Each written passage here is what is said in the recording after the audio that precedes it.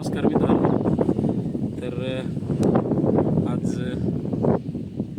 पहाटे म्हणजे रात्री 12:36 सप्त हिंद केसरी आणि बैलगाडा शर्यत क्षेत्रातला देव आणि अख्ख्या महाराष्ट्र असेल किंवा आपलं भारत देश असेल किंवा जवळजवळ ज्या बैलाला 17-18 देशांमधून पाहिलं जायचं असा मान्या आपल्यातून रात्री निघून गेला. आणि त्याच्यानंतर ही बातमी रात्री कळाली. त्याच्यानंतर भरपूर असं नाही का मन विचलित करणाऱ्या गोष्टी होत्या ह्या, किंवा मनाला न पटणारी गोष्ट होती की बाबा मन्याचं रात्री असं झालं म्हणून.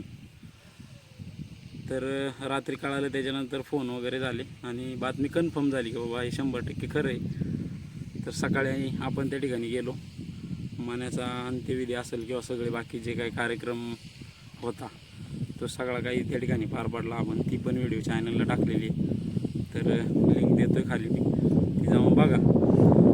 दुसरी गोष्ट, आता सगळे मन्याचं फॅन फॉलोइंग हे भरपूर मोठं आहे. एखाद्या नेत्याला किंवा आमदार खासदाराला सुद्धा जेवढं पब्लिक मानत नाही, मी तर म्हणतो त्याच्याहीपेक्षा म्हणजे एखाद्या माणसाला सुद्धा जेवढं फॅन फॉलोइंग भेटणार नाही त्याच्याही 10 पटींनी ह्या मन्याला किंवा मन्याबाईला लोक मानत होती, किंवा बैलगाडा शर्यत क्षेत्रामध्ये त्याचं नाव एक मोठ्या उंचीवरती नेऊन ठेवण्याचं काम त्यांनी केलं. आणि त्याच्यानंतर त्याच्या मालकाचं पण नाव एक चांगलं म्हणजे पूर्ण जगात गाजवलं असेल तर मन्याने त्याच्या मालकाचं नाव गाजवलं.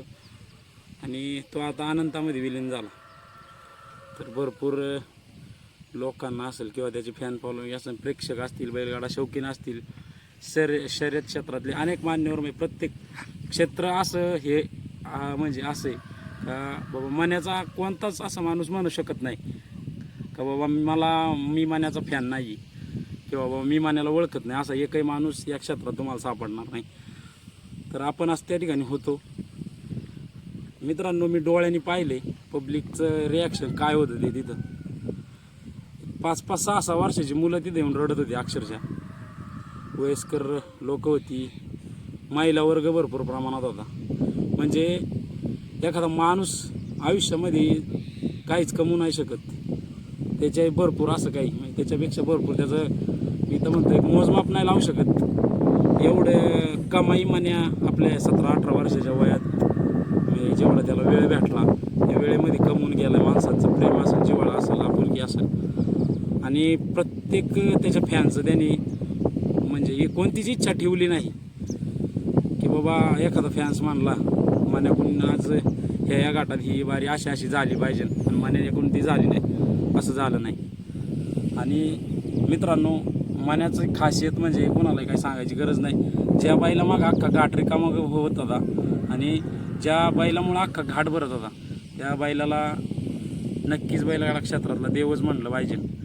तर तो या ठिकाणी आपल्यातून आता निघून गेलेला आहे. तर त्या ठिकाणी अंत्यविधीला आम्ही गेलो होतो.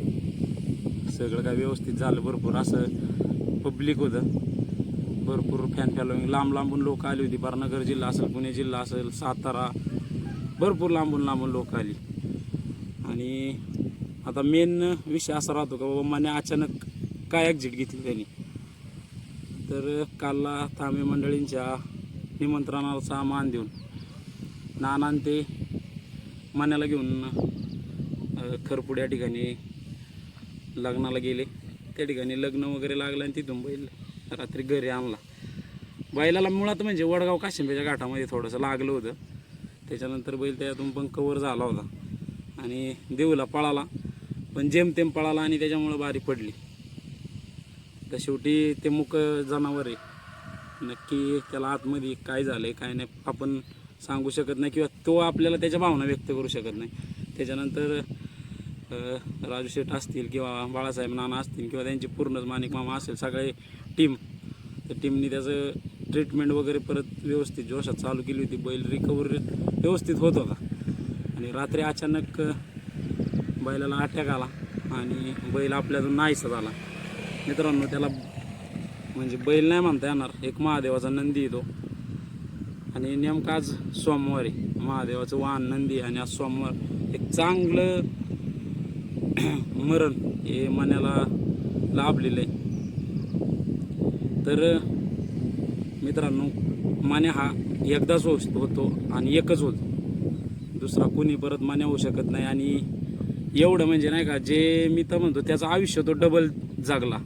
17-18 वर्ष पळणं वयाच्या कोणत्या बैलाला शक्य नाही. आणि जरी पळत असला एखादा बैल तर एवढ्या रेकॉर्ड ते तोड कार्यक्रम कोणताही बैल आत्ता ह्या वयाला करू शकत नाही जे मान्याने केले. आणि असं म्हणजे अचानक एक्झिट होणं आहे मान्याचं, ही बैलगाडा शर्यतीमधली खूप मोठी पोकळी, ही कधी न भरून निघणारी, जी आज आपल्याला म्हणजे आजचा काळा दिवस जो बैलगाडा क्षेत्राला, बैलगाडा शौकीन असतील, शर्यत शौकीन सगळेच म्हणजे मालक वगैरे असतील, सगळ्यांसाठीच आज एक धक्का आहे. तर आता मन्याचा आशीर्वाद हा जवळकर कुटुंबांना आहेच, हा आशीर्वाद असाच राहणार आहे. आता याच्यानंतरही त्यांच्या दावणीला चांगली बैल येत राहू एवढीच देवाचरणी प्रार्थना. आणि मन्याच्या दावणीचं नाव मन्यानंतर असंच बैलगाडा शर्यत क्षेत्रामध्ये चालत राहू हीच पांडुरंगाचरणी प्रार्थना करतो आणि या ठिकाणी थांबतो.